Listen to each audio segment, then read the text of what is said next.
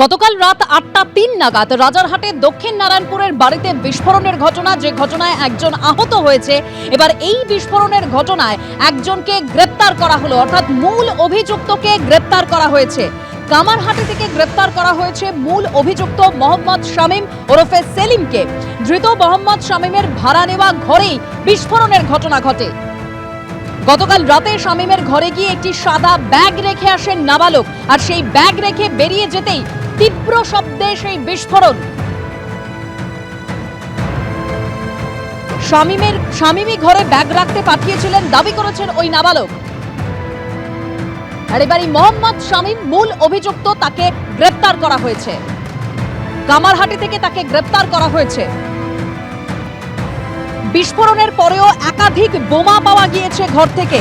রাজারহাটে বিস্ফোরণ, উদ্ধার হওয়া বোমা নিষ্ক্রিয় করেছে বম স্কোয়াড। যে বোমা নিষ্ক্রিয় করেছে, একেবারে সেই ছবি আপনাদের সামনে তুলে ধরবো, কারণ রাজারহাটের এই বিস্ফোরণের ঘটনা, যেখানে ঘর থেকে আরো একাধিক বোমা মিলেছে।